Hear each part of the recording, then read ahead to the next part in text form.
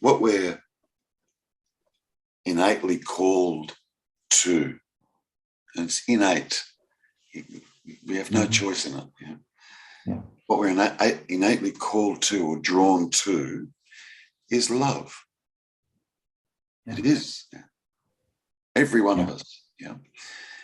And I've seen it happen time and time again, where people will be on this path, deeply entrenched in the path, seeking. It's like they're trying to turn the path into a relationship, if you like. Yeah. And it kind of is, until you realize it's not, but it kind of is. And then you'll have people. I'm not just saying this about you at all, Luke. I've watched so many people go through this process, and then they'll meet somebody midway through their search on the non-dual path. They'll meet somebody, and they'll fall in love with them. Yeah. 9 times out of 10, the seeking goes straight out the window. Just go straight out the window. Yeah. Because there's a belief that, like, that feeling that we experience when you actually fall in love with another person, that love is real. The energy is real. Yeah. Why go seeking it down the non-dual path if all of a sudden it seems to be being provided by a person? Yeah. But it's also confirmation that that we're seeking, that we're looking for, is love. Yeah. Yeah. And I don't mean the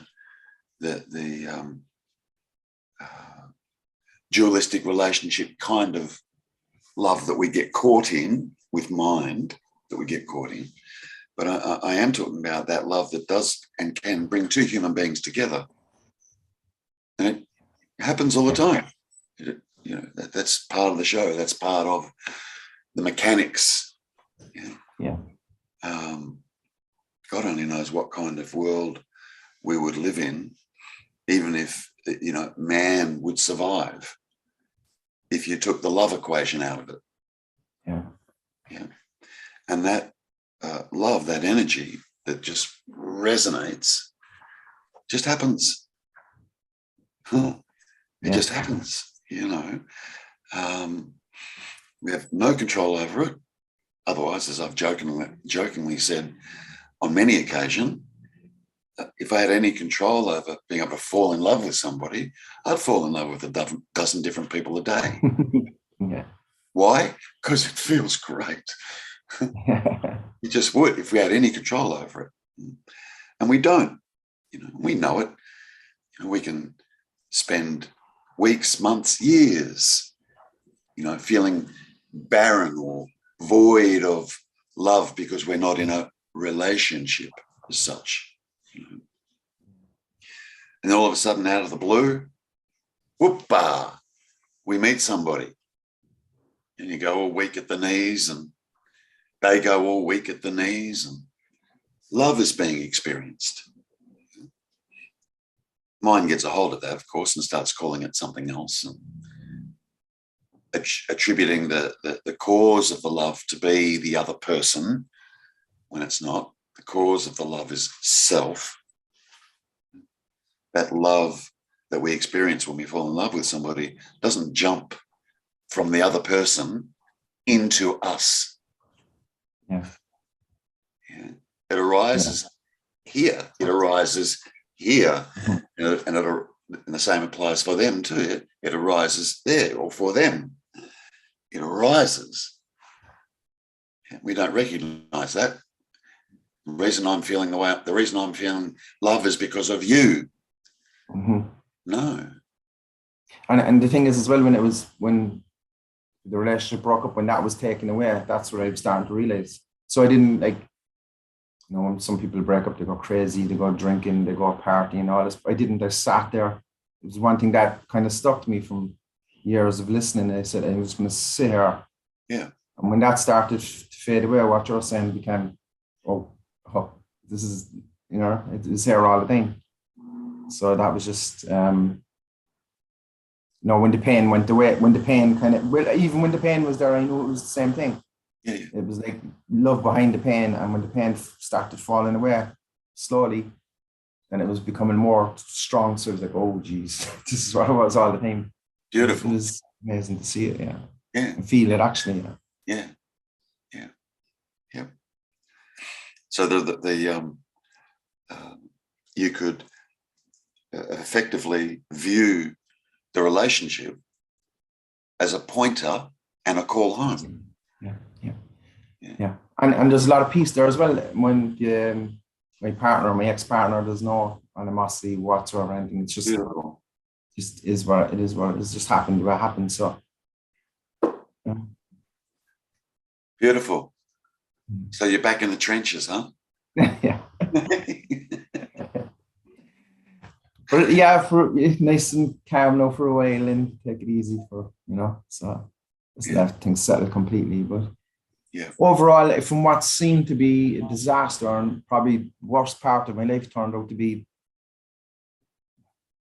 probably the best part of my life. It's very strange. And I heard people saying that, but it doesn't, when you're in the trenches, it doesn't, you're not listening properly. But then after a while, I look back and go, oh, people were right, and they said it to me. So yeah, I know I feel it, so it's confirmed. Yeah. We know that. We know the true answer to that when presently everything's okay. Yeah. Presently everything's okay. When we're there, presently everything's okay. It's usually only then that we will then employ hindsight. Yeah, and you'll look back on your whole life and you'll go, geez, it seemed like that there was a whole lot of shit stuff that happened, but hey, if none of that happened, I wouldn't be presently here and feeling this. Yeah, it's hard. Huge, yeah, that was a huge sense. Yeah, that's exactly hard to see when you're in a shithole though. Yeah, yeah. Even though I had a sense of being like what I came out, it was like being crucified, but at the same time staying in that position, just not moving, not like just feeling everything. I felt every kind of sorrow imaginable, and I just let it, kept waves, let it pass through without resisting it. I think, I just thought I had no choice, and I just sat there through it. Path of least resistance. Anything other than that would have been resistance, which would have made it worse.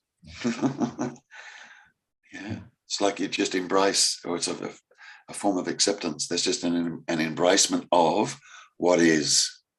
Yeah, this is just when you cry, you cry. When you laugh, and it's like so there's no like the pretense there.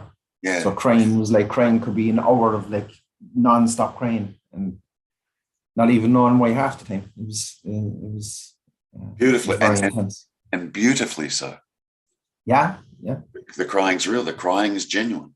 The grief is real. The grief is genuine. Yeah, it is. Yeah. Sadness. I was talking to somebody today, and I'm sure I've mentioned it in the group, but part of what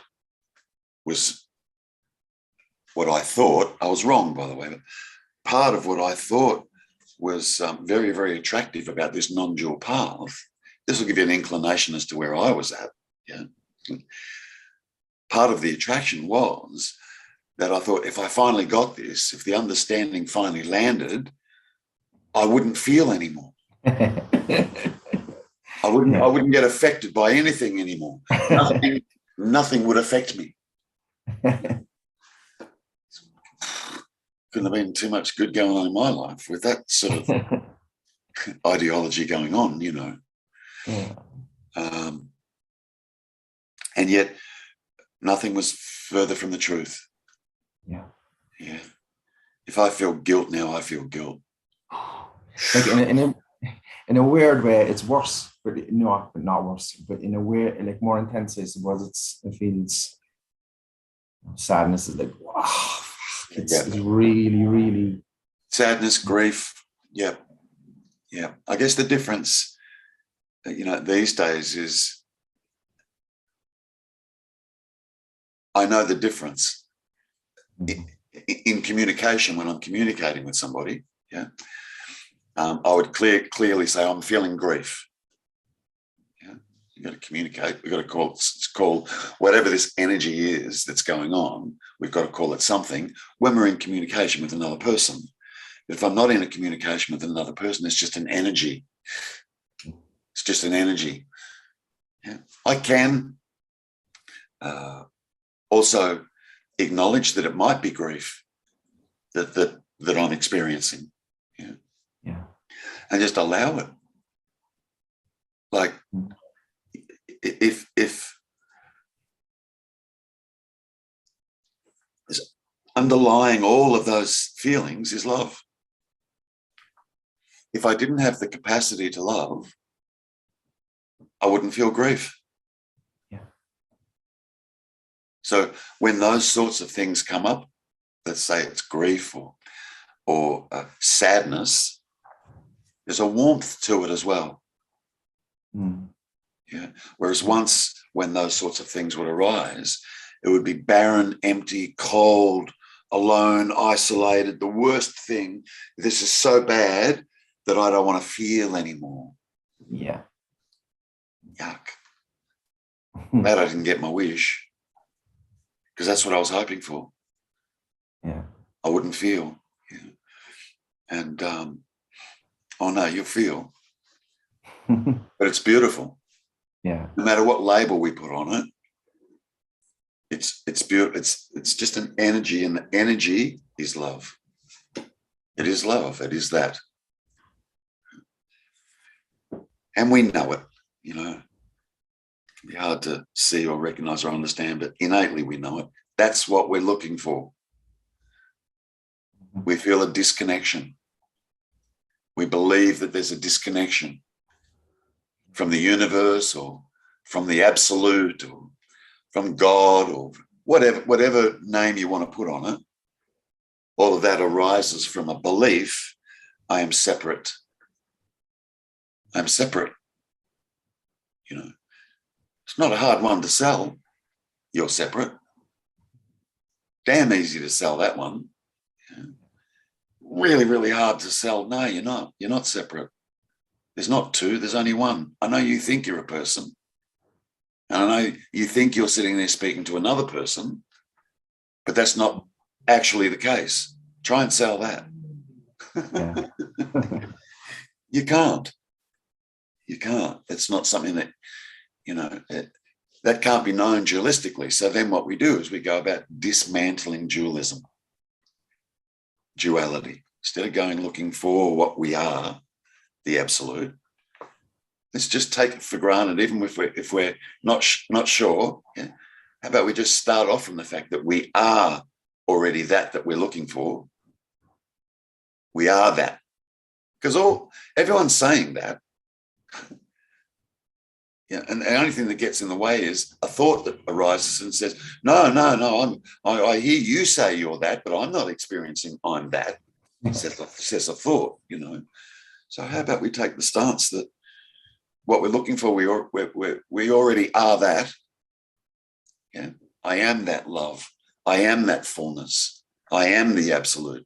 I am that peace, that stillness, that quietness. I am that. And then from there, let's go looking for what we're not. Yeah. And most paths, do the opposite.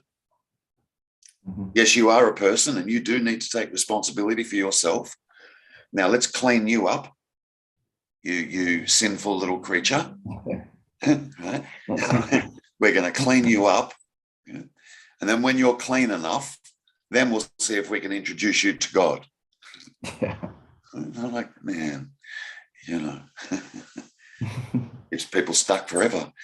It's what creates religions, and it's also what keeps people stuck in a religion and just running on blind faith. Blind faith.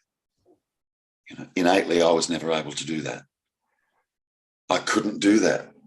It wasn't my nature to be able to do that. Just accept and run on blind faith. Unable to do that. I used to envy people. Oh, I used to envy people that had the capacity to do that because they seemed happy. And I wanted some of that. Give me some happiness. Give me a genuine laugh. Give me a belly laugh. Give me, the capacity to feel joy at a beautiful scenery, or, watching a little kid take its first few steps, or, I was in a place where none of that stuff touched me. You give a shit that a kid just took its few first steps. A billion others on the planet just did as well. So, yeah. So it's that's being sought is love. And the irony is that seeking is also love. Yeah. That's being sought is love. And that is seeking is the love. There's not a me seeking love. There's not a me, full stop. Now we've got to come to see that, come to know that for a fact, come to know that for sure, without any doubt. And over a period of time, you can come to see that. It can be dismantled. This seeming individual character, it can be dismantled. You just need to look, challenge it, question it. The notion of free will. If I'm going to be a personal, individual little character, that's going to have to go hand in hand with free will, true? Yeah. It has to. All right. More often than not, that's where I'll start with somebody. You believe you're the mover and shaker and the doer, and I have free will, and we challenge that. Yeah. We think and we believe we have free will, but we never look to check it out for sure. Is it a fact I actually have free will? Is it a fact? We start to discover, oh, hold on. There's a whole lot of stuff going on here that I once took ownership of, that I'm starting to see is just happening. Has zero nada to do with me, the character. Yeah. So we start to see that. So it'd be a nice place for you to, obviously, because the conversation that's happening right now, Luke, is you and I. Yeah. Yeah. So it would be a nice place for you to land if you can. Yeah. Start from the fact that you're looking for, you already are. Yeah. And it's from there we're going to go looking for what you're not.